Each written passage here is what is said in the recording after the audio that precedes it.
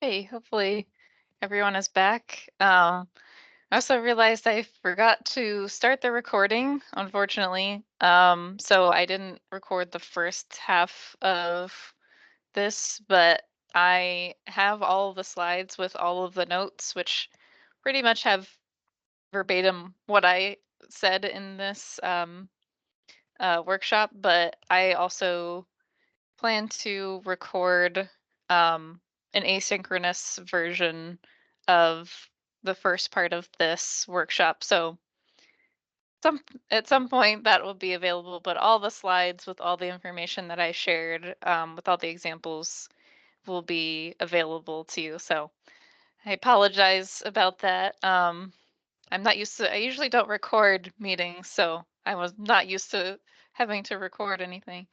Um, So, um, thank you all for your comments in the chat. Some great resources being shared there.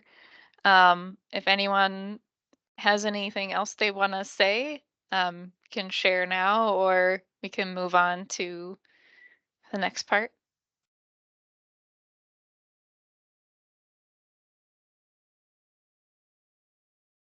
Okay, I'll move on to how can you get started with open pedagogy. So, um, I'm going to share a few tools that I'm aware of that we either have access to here or um, they're related to resources that we are using at CCBC. So the first one, it's called Assignable. So if you're teaching a course with an OpenStax textbook, um, some of them have this feature with them now. So it's basically a way for you to assign a reading with pre and post assessment questions. But this is a specific resource that only works with a OpenStax textbook. So this is a case of if you're using an open educational resource, there is something that goes along with that that would be um, a good tool for practicing um, open pedagogy. So that's one tool. And there's a link in here that has a link to which textbooks are compatible with Assignable from OpenStax. Um, Another one is Hypothesis. So this one is another one that works with an OER. So these work with Pressbooks, which is a OER platform, and it also works with local PDF files. So it works like a browser extension. So you download it as a browser extension, you create an account, and you can save notes or highlighted portions. If you sign into your account, it shows you like everything that you've highlighted and all the comments that you've made on it. And there is a paid version that we're hoping to get in the future once we have more funding support for our OER program, that allows you to actually assign chapters to read, like Assignable. But this one is for any Pressbooks or PDF files, as long as you're viewing them through the browser with the extension. So those are two like reading assignment related tools. Um, Another tool is H5P, which it works inside a lot of Pressbooks OERs have H5P, but we also have a few licenses for any faculty who are interested in testing out H5P. And H5P is basically like interactive um, assignments. So one example is this branching scenario. Let me see if I can open this. Exit full screen.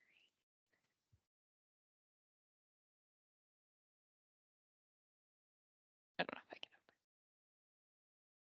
can. I'm going to try to open this in a different tab.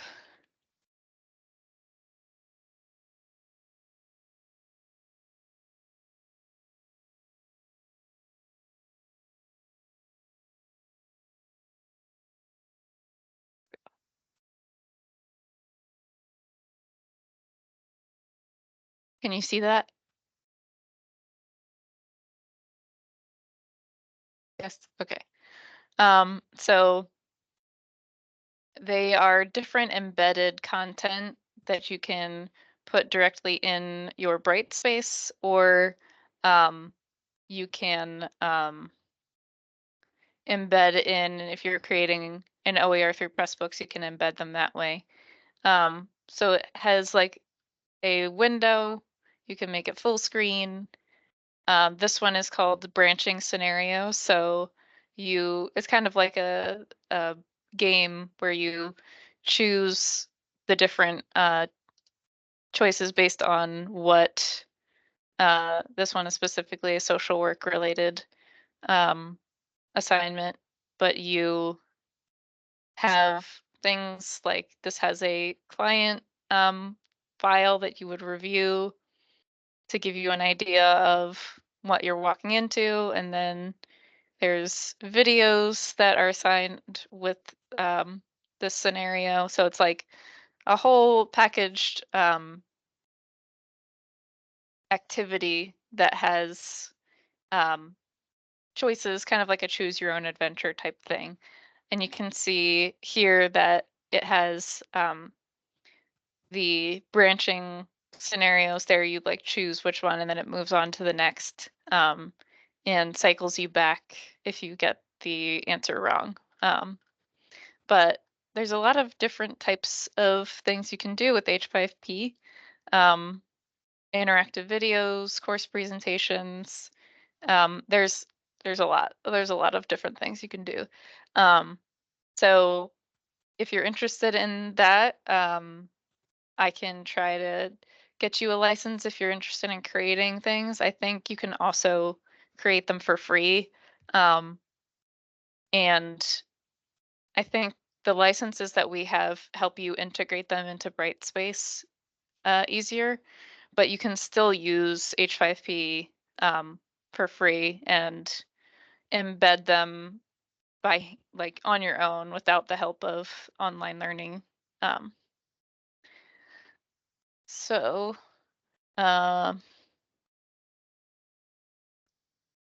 that's another tool, and like I mentioned with the one example, Wikipedia articles. So there's actually a program called Wiki Education where you can create and manage a Wikipedia assignment. So I think you have to sign up for an account, and um, there's like a cohort time period where you sign up, and it like puts you through training so you know how to use Wikipedia and how to teach it to your students.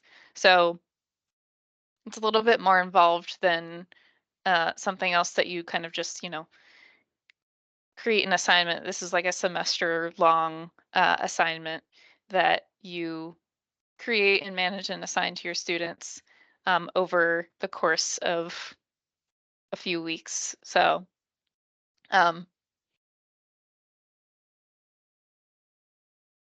and I have some more tools that come from the Open Education Network, which is a organization that CCBC is a member of that has a lot of good resources for um, finding open educational resources and getting started with open pedagogy. So this video goes more in depth with how you can, it's more like an expansion of what I was talking about today. So um, if you're wanting to dig deeper, more than just the 2 hours that we have today, you can watch this video on YouTube. And that assignment that I mentioned earlier, where the student created a pamphlet in Spanish and shared it with their community, was actually an assignment that came out of this UN SCG fellowship. And that's the United Nations Sustainable Development Goals. And this is actually a fellowship that CCBC is a part of. So it's a multi-institution fellowship with different institutions across the US and Central America and Canada. Um, so it has the application's actually opened today. So if you're interested in working in an interdisciplinary fellowship, I can send you the application for that if you're interested. Just reach out to me. If you are accepted into the fellowship, it is a commitment of meeting 4 times over the summer. So twice in June, once in July, and once in August, for about 3 hours at a time. Um, and you are put into a team with one or two other faculty members from one of the other partner institutions. And you all choose, there's 17 United Nations Sustainable Development Goals, which are kind of in the background of this image here. But there's a link to more information about the fellowship. But you're partnered up with a team based on which of the Sustainable Development Goals that you want to address with your assignment. And, you know, the one that I was explaining that was biology and Spanish was a biology professor and a Spanish professor were partnered up to create assignments, and that resulted in that student creating that pamphlet for the community. So you meet those 4 times in the summer, and then you meet with your team members. You're assigned a mentor from one of the partner institutions. So if anyone from CCBC participates in the fellowship, I would try to be a mentor in your team. But you would have one or two mentors, so you could get help from any of the mentors. So it's a summer-long process, and then you deploy the assignments in the fall, and then you do a faculty reflection, and you get you get student videos or audio recordings from their experience to share with the group. And then if you want to, it's optional. There is a spring faculty student showcase where you and a student co-present on, you choose one of the students who you think exhibited the renewable assignment the best, and you do a showcase with them, but that's optional. So this is a really great fellowship to be a part of if you are interested in doing interdisciplinary work. If you don't like doing interdisciplinary, then I definitely would say, you know, you should consider it. But if that's not for you, then maybe you don't want to participate in this fellowship. But it's a great way to have people alongside of you who are also learning how to create these types of assignments, and also trying to promote these goals that the UN is putting out, to improve the world overall. So if you want more information about that, you can email me after the workshop.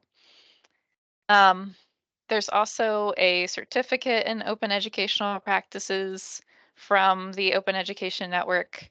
Um, this is a more intense uh, kind of certificate for faculty. So if you really, really want to dig into open pedagogy and have other faculty members who this is all going to be US-based institutions.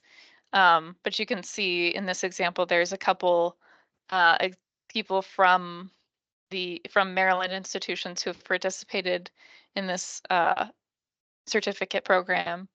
And I participated in the Open Education Librarian certificate, and a long time ago. But I learned a lot about, all the things that I talked about in the first workshop, Creative Commons and copyright. And it gives you um, at the end of the certificate, you have an action plan for um, something to help you implement open education in your courses or in your program if you're in charge of coordinating a course, or if you're a program coordinator, it would be a good um, certificate to participate in. They also have an open pedagogy portal.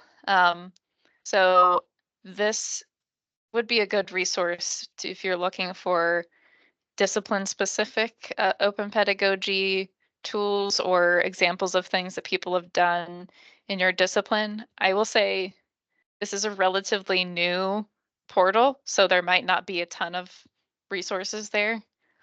But it's a good place to connect with other people who may be using open pedagogy, or if you create something and you want to share it with other people, you can share it through this portal.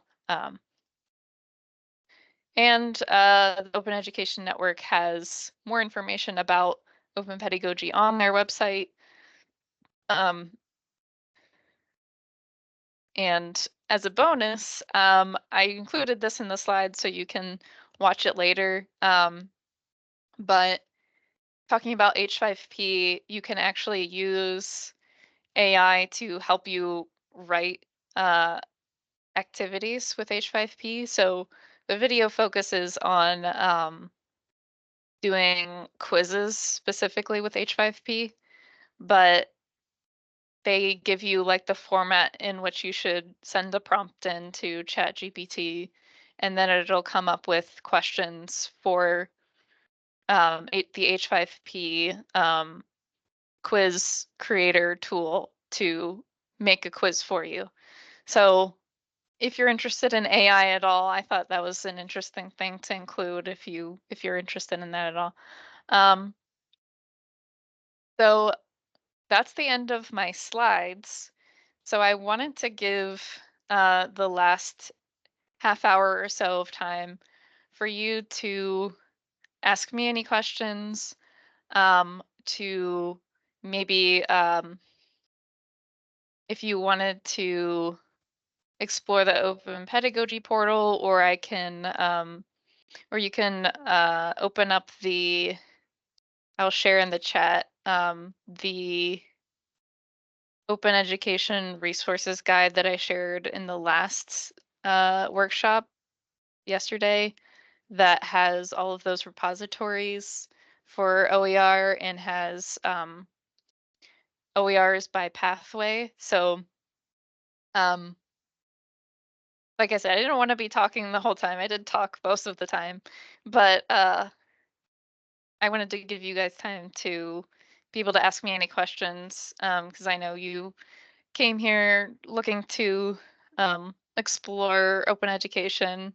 So I want to be able to help you meet the goals that you might have in either adopting an OER or just integrating more open practices into your courses. So feel free to take this time to explore or ask me any questions.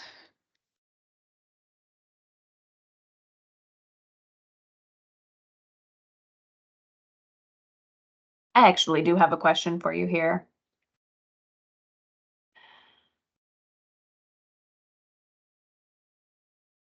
I am currently teaching an Intro to Interpreting course for students who are interested in becoming sign language interpreters. We are currently using a traditional textbook. The textbook itself is about $100. Most of the students are unable to afford buying that textbook because it is not inexpensive. And the class is for students who are not sure if they want to become interpreters or not yet. So sometimes they're wasting money on a book if they decide that they don't want to continue with the field. So they then have to decide what they're going to do with that text, that kind of thing. But the material, the content inside, in the text is very dry, very boring. And I'm wondering if there is a way to shift that content into an OER format. I'm not sure how to do that with a 15-week course, making an OER that would be accessible to students who want to go into the field of interpreting. So I'm trying to think about options with that. Are there samples of how to create an OER that would be applicable for a 15-week course that has that specific field? Yeah. So I don't know if you've talked to Rebecca Miner in the interpreting program about the OER project she's doing. But she is doing really great work, which I'm sure you already know. Um, and the way she approached her OER was to kind of like I was talking about with open pedagogy, is incorporating real world experiences into her course. So um, I would say if you could find real examples from real people doing that work, I mean, I don't know how your course is different from hers or if you're teaching the same course. But I do think it's really valuable for students, especially if you're saying they're not sure if they want to go into interpretation, um, that they have real world examples of what that work would actually look like. Um, and I know she was getting videos of people who were doing interpretation, um, and deaf people's experiences with, Yes. yeah.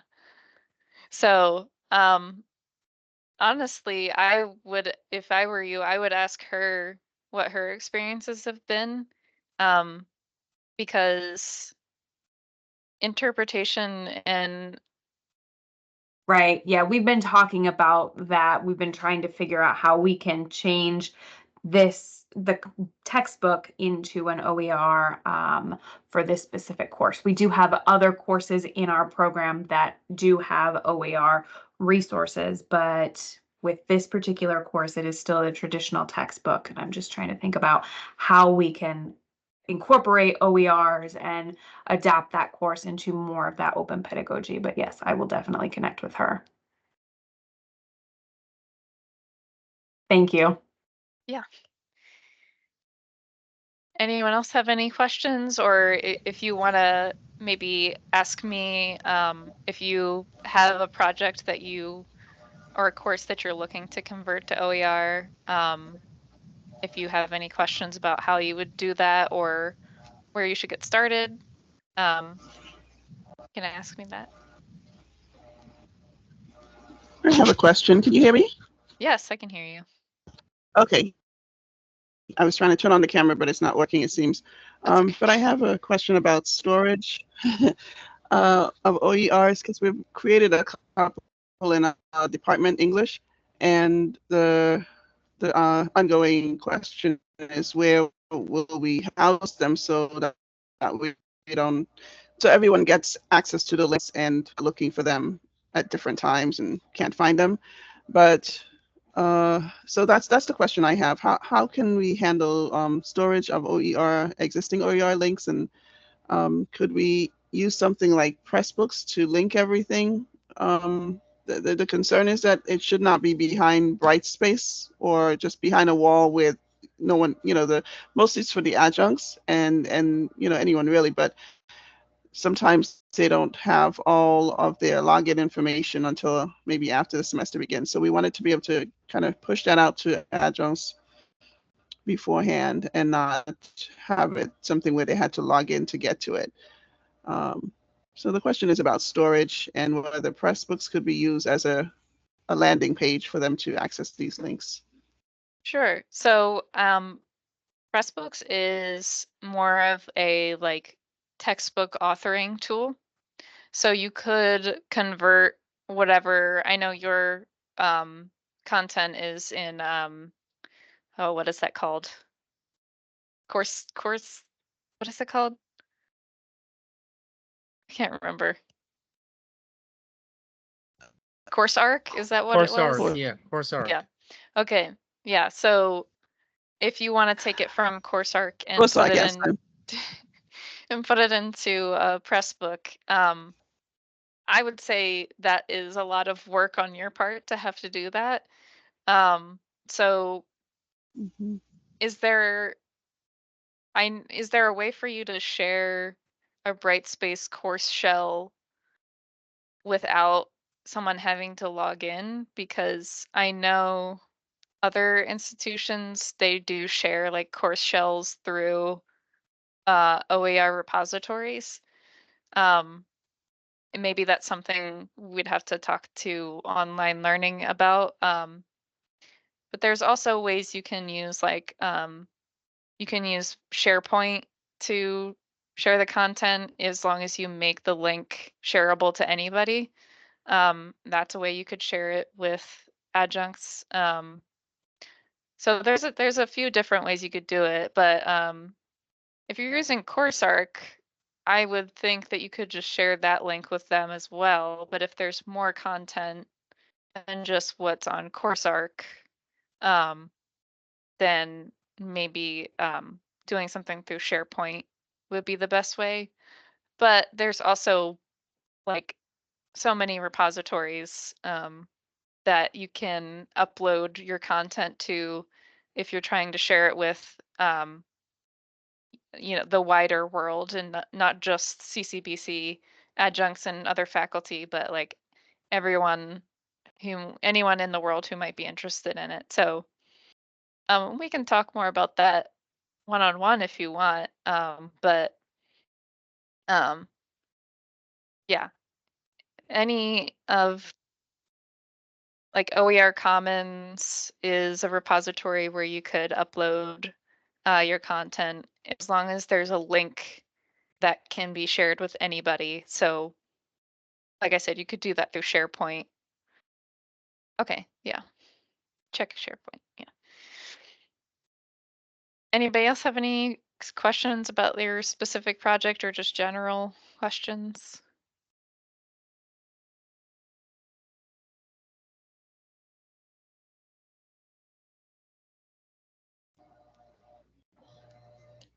Sean, I have another question, comment. Just listening to you share feedback to the interpreter prep about the work that they're doing in that area, I wondered if there were, I know this is probably what you're doing now, sort of bringing people together who are doing OER at CCBC to create a community where we can continue to exchange ideas or get some additional tips and so on. Do we have something like that? So on the guide that I shared, I think, let me see if we have, we used to have a section in the guide that had CCBC at OER at CCBC. And I think I need to update that, but it has a list of everyone who has won grants in the past. I think it would be a good idea in the future to do a workshop or a panel where we have people who've done OER in the past. Like we did the one at the Teaching and Learning Fair with people who got the OER grant, which you know because you were there, or a colleague of yours was there. Um, that they shared their experiences with creating an OER. Rebecca was amongst those people, and there were other people from um, CSIT and chemistry, and Christina Cardona from did an oceanography. So there's really a good variety of people who've done OER projects. And we also at one point had a list of courses that were using OER, but it's sometimes hard to fully be aware of everyone that's using OER because, no one's required to report that information to me. So people could decide to use OER and I might not be aware of it unless um, we reach out to the department and ask like if they know if anyone's using OER. Um, but I have a good idea of most of the people that are using OER. Um, so that's something that I'm going to put on our OER guide. So if you're interested in talking to more people who have used OER, I can certainly connect you to specific people, especially if I know of someone else in your discipline who's doing OER. So yeah, I can send you those people, or you can reach out to me or check the guide at some point in the near future, and I will hopefully have more updated information. Because we're working on partnering with the bookstore more on getting that data because they get a lot of that textbook adoption data reported to them because of course they have to order, the books that are required. So any other questions?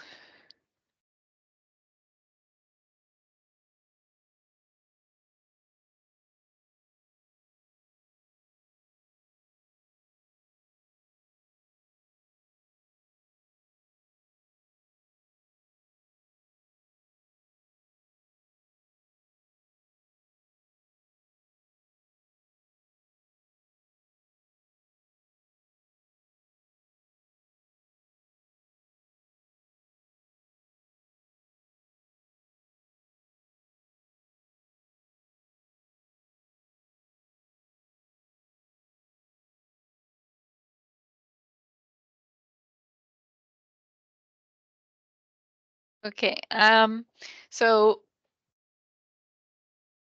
I'm going to say if you want to stay on and continue to ask questions or do some searching and you want to stay on in case you have a question, I will stay on until 3:30. But if you don't have any questions or you want to head home early or do more work that you have to catch up on, you're free to uh, head out of the workshop, and I will send you the slides and recordings. But I will stay here till 3:30 in case anyone wants to ask any more questions.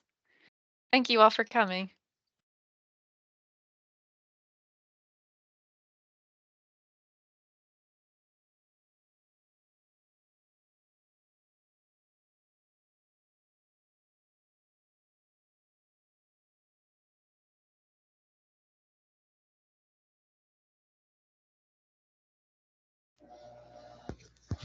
Hey, Sean, I know you probably saw my question. Do we get a certificate for this, for attending?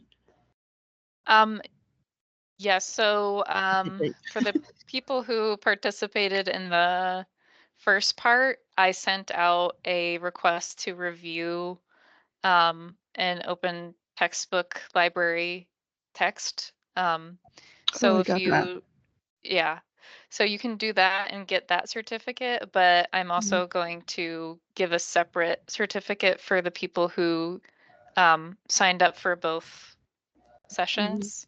Okay, So the awesome. open textbook review is an optional thing, but you'll get a separate certificate for that. So yeah, Okay, awesome. Thank you so much. Have a good weekend. you too. Thank you. Have a good one. You too.